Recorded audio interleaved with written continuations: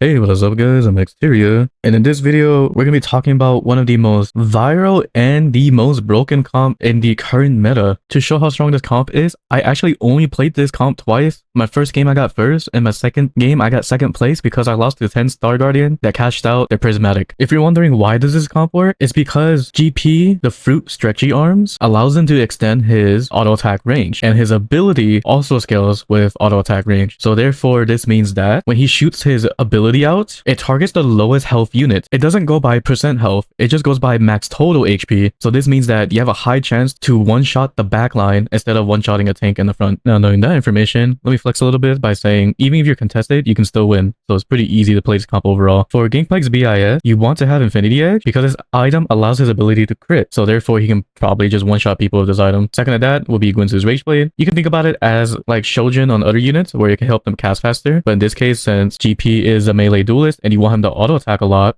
for these stretchy arms, Gwynsu's Rage Blade would be best for this. And to give you amplification for those auto attacks, Kraken will up your damage, so therefore when you shoot your ability, it does even more damage. But you can substitute this with any other items. Like I like to do i.e. Gwynsu's Rage Blade with Collector is really good, or even with Strikers is also fine as well. Sometimes I do Hajj and then I just give it to Yasuo later, and most of the time you can't really build Death Blade, but if you can, it's also fine as well to build. So basically saying you have to force IE, you need Gwynsu's Rage Blade, and third item doesn't really matter. And if you can get any of the range artifacts, it'll up your win rate even higher. Technically, it'll be like the Gwyn concept where you just power spike super hard. For your Kobuko items, all you need is Even Trust so you can break armor. If you can't get this, you can just use a fruit to do that, or hopefully get Last Whisper or something. But essentially, you can put any tank item on Kobuko. It doesn't matter which one. If you need to get a rods because you're not really playing AP on the board, you could just make Crown Guard instead and just throw it on Kobuko, which is fine to do because he scales with AP. For Yasuo items, all you need is just Edge of Night, and the rest items don't matter. But if you technically want to BIS him, it'll be Edge of Night, IE with Hajj. The best dual pair items to probably look for is IE and Edge of Night.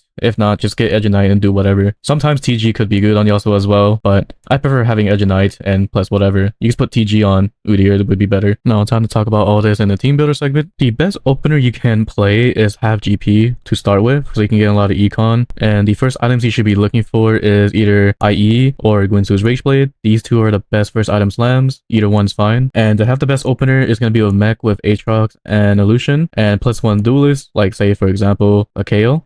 This will be your best opener overall to win with streak with. If you don't have this, like say for example you don't have GP, then you could just play whatever as an opener. It doesn't really matter. If you want to, you could just play KO opener, for example like KO, Aatrox, and Zac. Either one's fine. Or you can just play your weak board and just don't level until you have enough gold to hit level 6. Either one is fine. Just somehow manage to get your level 6 board with either win streaking or lose streaking. Either one's fine. But yeah, most of the time what I like to do for the mech board is the default opener that I just showed with these 4 units. And then when I hit level 5, I like to throw in a Kobuko because it gives me the mentor already, and I also get heavyweights for Aatrox, and I like to position something like this is fine. Unless I really want to protect GP so he doesn't die, then this positioning would be fine to do. And then when we hit level 6, this is where we roll down for a board. This is the main opener that I like to do at level 6, where I switch out Lucian for Senna so you can still keep that mech in, and trade out the duelist for Udyr. And I move mech a little bit over, and hopefully we look for a Yasuo, and this positioning would be the best default positioning I like to do for most games. Yes, the problem is here is that we don't activate Mentor because we have 3, but in the end, who cares?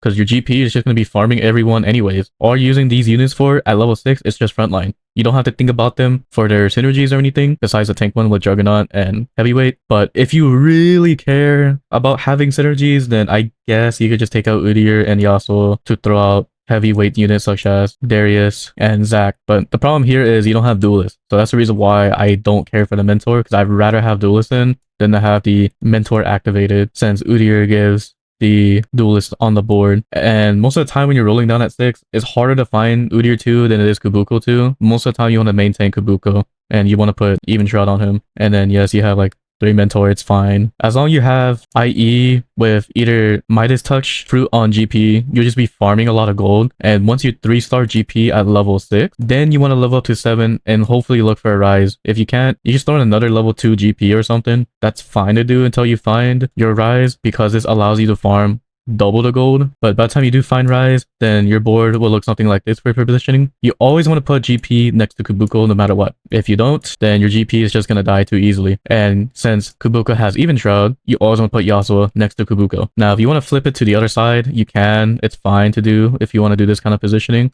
This is great to do. But yeah, essentially you stay at level 7 until you're 3-star your Yasuo, and by the time he's 3-star, most of the time your Kobuko should be 3-star as well. Then you can hit level 8 and throw out a +1 Edgelord unit. Sometimes I like to throw out Samira just because it's extra backline unit, and Edgelord gives Yasuo extra damage and some lifesteal to help with the board. Or you could throw in a strategist unit, say for example like a J4. This would work as well, so you have extra CC on the board, and you gain some shields with your frontline units. Either one's fine, you can do either or. And then if somehow you do manage to hit level 9, then you can throw out probably like a Yone, because this allows you to have Edgelord and you have 5 mech to upgrade the mech. So you can interchange with having J4 and Yone later in the game. Or if you want to downgrade it, then you can just use Janna because she is also a strategist with J4. And instead of Yone, you can do either Volibear or you can do Samira because they're all Edgelord units. So you can do either one. It doesn't really matter. It's just as long as you play this board, in the end, who cares? You just went out. And before I forget to mention this, don't get sent on 3.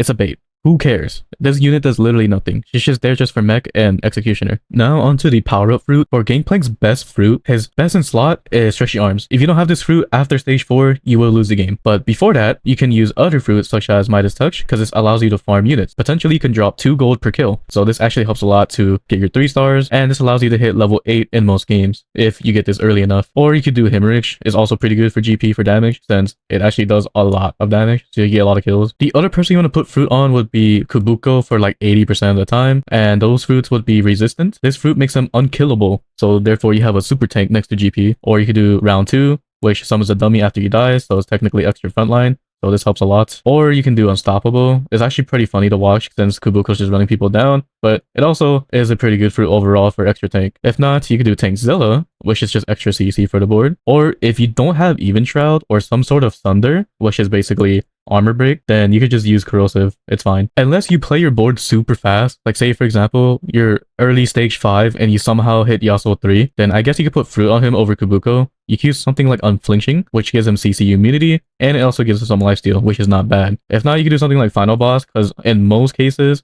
he will be the final unit that's last alive. So this fruit makes it to where every ally that dies, you gain extra damage amp. And I have a reminder here that most of the time I put GP and Kobuko to have fruit, not Yas. For your first augments you should be looking for is something like Too Much Value or Prismatic Take It, because this allows you to re-roll your units a lot easier. Or you can get this as your second augment, rolling for days if you want a 3-star GP easier. Or Hero Grabback also helps you 3-star them pretty quickly. Or if you want to get a passive reroll augment, Trait Selector is actually really good for that too. And Radiant items just improve your GP a lot more, so having Radiant Refractor or Radiant Relics is really powerful. Since you're gonna need a lot of items, Big Grabback's pretty good. Or you can get something like Portable Forge, where it allows you to get pretty good tank artifacts. Or if you get lucky, you could probably get Collector for GP. Or if you're lucky enough, you can probably get range items on GP as well. If not, you can do Infinity Force and put it on Yasuo. That works as well. On GP is okay, but just put it on Yasuo at that point. And if you want to guarantee the Collector, All That Shimmers is the way to do it. The 2 best meta augments I would say is like Second Wind and